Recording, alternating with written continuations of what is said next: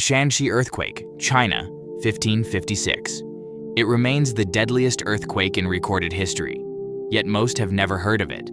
At dawn on January 23, 1556, the earth split open in China's Shaanxi province, releasing a force so violent that it erased entire civilizations in minutes.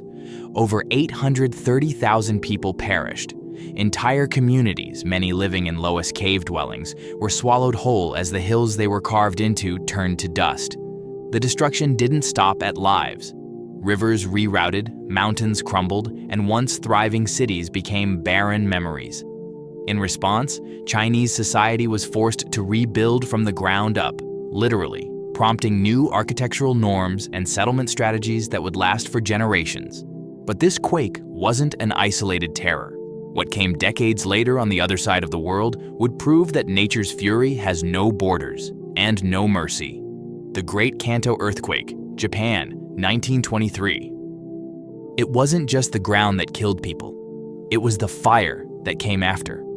At exactly 11:58 a.m. on September 1st, 1923, as families in Tokyo and Yokohama prepared lunch over open flames, the earth roared with a magnitude 7.9 quake. Buildings crumbled, gas lines burst, and within minutes entire neighborhoods were ablaze. Water pipes were severed, leaving no way to fight the flames. The death toll climbed past 140,000. Not just from the shaking, but from the infernos, hellish firestorms that swept through city blocks. As the smoke thickened, panic ignited something worse: mass hysteria, racial scapegoating, and violent mobs fueled by rumors. In the aftermath, Japan didn't just rebuild, it revolutionized. The tragedy laid the foundation for modern seismic codes, urban planning, and emergency systems that still guide the country today. And yet, 2 decades later, Japan would face another disaster, one not of nature but of war, that would eclipse even this level of devastation. The Indian Ocean earthquake and tsunami, 2004. It started with silence beneath the sea and ended with a roar that drowned entire coastlines. On December 26, 2004, a 9.1 magnitude earthquake struck off the coast of Sumatra, rupturing a fault line nearly 900 miles long. The shaking continued for almost 10 minutes, an eternity by seismic standards, and one of the longest quakes ever recorded.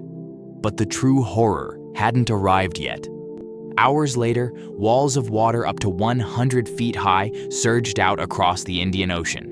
With no warning systems in place, millions along the shores of Indonesia, Thailand, India, and Sri Lanka never saw it coming. In its wake, 230,000 lives lost, homes gone, families scattered. The ocean had rewritten the map and history. The world responded. Tsunami detection networks were expanded, international warning systems established, and coastal evacuation protocols reimagined. The catastrophe became the spark for a new era of global disaster coordination. But even this wave of destruction wouldn't be the last time a seismic disaster would test the limits of human preparedness. The Haiti earthquake, 2010. When the earth shook, the nation crumbled, brick by brick, system by system.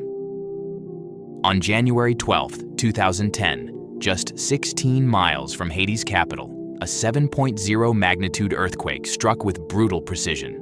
Port-au-Prince was not ready. Buildings collapsed like paper. Hospitals were flattened. Even the National Palace, once a symbol of sovereignty, lay in ruins within seconds. More than 230,000 lives were lost. Over 1 million people were left without shelter. Aid poured in from around the world, but the roads were broken, the ports shattered, and the government paralyzed. In the vacuum of order, chaos and disease took hold. This wasn't just a natural disaster, it was a mirror held up to the world's imbalance. The quake exposed how poverty magnifies catastrophe, and it forced a global reckoning in how aid is delivered, coordinated, and sustained.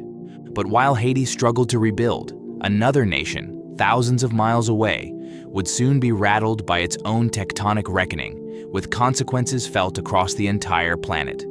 The Tangshan earthquake, China, 1976. At 3:42 a.m., the ground in Tangshan didn't shake, it convulsed. In just 23 seconds, a magnitude 7.5 earthquake reduced the bustling industrial city to a graveyard of concrete. Most residents never woke up. As the epicenter struck directly beneath the city, entire neighborhoods collapsed inward. Tangshan, a city of over 1 million people, was obliterated before sunrise.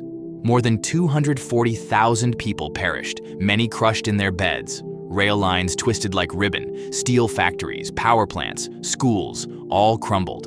With communication severed, survivors clawed through rubble with bare hands, searching for loved ones. But what haunted the nation most was the silence that followed. The Chinese government withheld news of the disaster for days, delaying rescue operations and international aid. When Beijing finally acknowledged the tragedy, the political quake had already begun. The delayed response sparked outrage and eroded public trust in the regime. In the years that followed, emergency protocols were overhauled, and China's disaster response infrastructure, previously weak or non-existent, was rebuilt from the ground up. But just as China began to reform, the Earth would again remind the world of its quiet fury, this time thousands of miles away and underwater. The Nepal earthquake, 2015. It started as a tremble beneath the hills, then the mountains rake, 1906. At 5:12 a.m. on April 18, 1906, the Earth snapped violently along the San Andreas Fault, and San Francisco was thrown into chaos. Within seconds, the city was buckling. Buildings split apart, streets cracked open, but the quake was only the beginning. Gas lines burst, flames erupted, and as water mains shattered, the city found itself defenseless. Fires raged block to block, unchecked, for nearly 4 days. Firefighters resorted to dynamiting entire neighborhoods in a desperate effort to halt the spread. In the end, what the quake didn't destroy, the fire consumed. Over 3,000 people were killed. Nearly 300,000, 3/4 of the population, were left homeless. 80% of the city was gone, reduced to ashes and rubble. San Francisco, a booming hub of the West Coast, had to be rebuilt from scratch. But from the ruins came something new. The disaster sparked sweeping reforms in urban planning, from stricter building codes to fire response infrastructure. It also gave rise to modern seismology. What had once been a little-known scientific term suddenly became a national priority. And just as America began to take earthquakes seriously, the next century would show that the Earth was far from done shaking. Conclusion: earthquakes strike without prejudice. From ancient China to modern-day Haiti, they remind us how fragile our structures and societies can be. But every disaster brought change. Better codes, faster warnings, stronger buildings, and global cooperation. These weren't just disasters, they were turning points. Which earthquake shocked you the most? Drop your thoughts in the comments, and if you want part 2, covering more recent quakes, hidden faults, and the race to predict the next big one, hit that like button. And don't forget to subscribe for more breakdowns of world-shaping events.